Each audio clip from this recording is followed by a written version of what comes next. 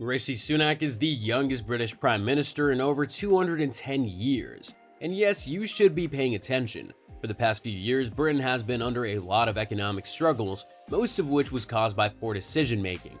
And now Rishi Sunak is the man well primed to revert all of these changes. In this video, we'll be detailing Rishi Sunak's rise up to British Parliament, figuring out the past, present, and future of Europe's most influential man. Now, before you decide whether that's a good thing or a bad thing, stick around until the end because the stances may just make it or break it. How the British government works. To fully understand Sunak's climb to the top, we first have to understand how the British government works. When you think of Britain, you think of the royal family, princes being princes, and of course the royal controversies. While these powers do hold Britain in a chokehold, especially the controversies, that is only part of the power. Britain also has a parliamentary democracy where influential politicians are voted into power by their people. This is where we'll find the Prime Minister. The Prime Minister is appointed by the monarch and is usually the leader of the political party with the most supporters. The Prime Minister is the closest thing the UK has to a president voted into office, and that is where Rishi Sunak finds himself. Rise to the top. Rishi Sunak wasn't always a political ladder climber. Back then, he was an immigrant of Indian descent, migrating to Britain in the 60s, a time when Britain was just rebuilding after the Second World War. From an early age, it seemed that Sunak was keen on entering politics, building a portfolio that colored him as the perfect prime minister of his time. He studied philosophy, economics, and of course politics in Oxford University. Later on, he would even earn an MBA from Stanford University, as all politicians should if they want a glittering background. After graduating from both Stanford and Oxford, he worked a short stint as a hedge fund manager at Goldman Sachs before realizing that he had the knowledge and the power to make a difference. That's when he transitioned to politics. Of course, with how politics is as a whole, you had to make a name for yourself before climbing your way up the political ladder. Rishi's first step on the ladder came in 2015 when he was elected as a Member of Parliament for the Richmond constituency in North Yorkshire. When Brexit happened in 2016, Sunak was one of the members of Parliament that stood firm in his decision to support Brexit, campaigning for independence of Britain and gaining the respect of Britain's Conservative Party, or Tory Party as they call it. This respect would pay off in spades when in 2018, Sunak was given his first ministerial job at the Ministry of Housing, Communities, and Local Government. This position gave Sunak the much-needed political presence that he'd been looking for, and he would piggyback this opportunity all the way to the Prime Minister position. But it wasn't his time on the throne yet. In 2019, Sunak would be placed as the Treasury Minister, a high-ranking position in the British Parliament and the closest that Sunak has ever been to the Prime Minister position. And once the position was vacated in 2020, Sunak would be named the Chancellor of Parliament, just a ring below Prime Minister. It's in this position where Sunak would be under the spotlight, for better or for worse. Controversy strikes. When you're in such a high position of government, everything tends to be scrutinized and celebrated twice as much, as it should be.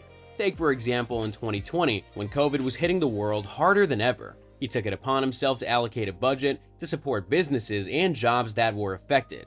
Sunak also made it a point to enact policies that would encourage citizens to go out and continue supporting businesses as soon as the quarantine was lifted. Sunak was celebrated for this quick action and foresight, but these celebrations wouldn't last very long.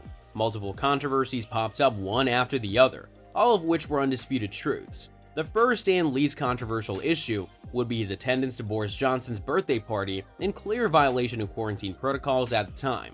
Let's be honest, every person in power has probably violated quarantine protocols at least once. The second more pressing issue would be the fact that Sunak has an active green card from the US during his time in office. While that may be impressive from an outside perspective, having a green card presented Sunak as a politician who didn't have his whole commitment to the UK, a quality that turned a lot of potential voters off his case. And the third most controversial issue has something to do with his wife, Akshata Murthy. Married millions. Rishi Sunak met Akshata Murthy during his college years, and the two have been in love ever since. Married in 2009, Akshata is actually a businesswoman with a colorful background. Her father, Narayana Murthy, co-founded the company Infosys, a multinational corporation that provides information technology, consulting, and services. Yes, that is right. Not only is Rishi Sunak's dream woman beautiful in every way, but she also has a billion-dollar company backing her up. This normally wouldn't be a problem. Every guy would be lucky to have a woman like Akshata, but Rishi Sunak was under a lot of scrutiny. Having any personal biases towards multinational corporations does not look good for a politician running for office. Not to mention the revelation that Oxita had not been paying her British taxes this entire time. While the issues have already been resolved, this badgering by the public was enough to make Rishi Sunak eventually drop the Chancellor title for good. But that wasn't the end of his story. Comeback season. In the same month of Rishi Sunak's exit from his Chancellor position, he immediately ran for Prime Minister against Liz Truss. Liz Truss was another favorite of the people, garnering a lot of support from the people through campaigns and even live debates against Rishi Sunak. Eventually, once voting closed, Liz Truss would come out on top, leaving Rishi Sunak disappointed once again. But luckily for Rishi, and unluckily for the people of Britain, Liz Truss would lead Britain to ruin. This is fine. I'm okay with the events that are unfolding currently. Currency would plummet, the wealthy prospered, and the markets were closing down left and right. All of a sudden, Britain was on the ropes. The situation got so terrible that Liz Truss would eventually step down and relinquish her position as Prime Minister after just 6 weeks. And who else to regain the throne than her competition, Rishi Sunak. As the country was in a scramble to determine the next Prime Minister, Sunak stepped in and gained the trust of the Tory party, officially being named the Prime Minister of Britain in 2022. Onwards. Rishi Sunak's entire campaign was built on something he calls traditional conservative economic values. Liz Truss's plans of a self-sufficient economy was grandiose, and Sunak was clear that he wanted the same for Britain, just not at the breakneck speeds that Liz Truss had envisioned.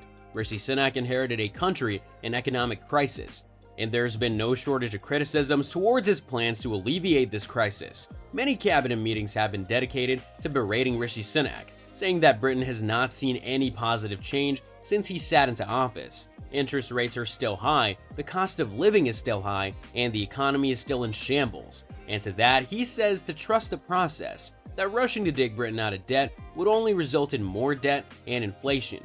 And he has been firm on this plan ever since. Sunak's plan of long-term economic health is setting up the future of Britain with all the same foresight as he had when he saved thousands of businesses from going bankrupt during the pandemic. Economic issues aside, Rishi Sunak has also gotten a lot of flack for his political point of view, from transphobic remarks during debates to the more urgent issue of illegal immigration.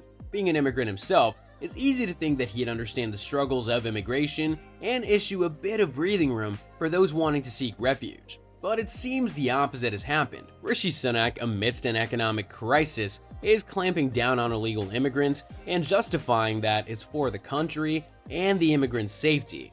Whether or not Rishi Sunak's long-term planning for Britain would prove right, the fact that he's continued this plan amidst all the scrutiny speaks volumes for how powerful and self-assured he is.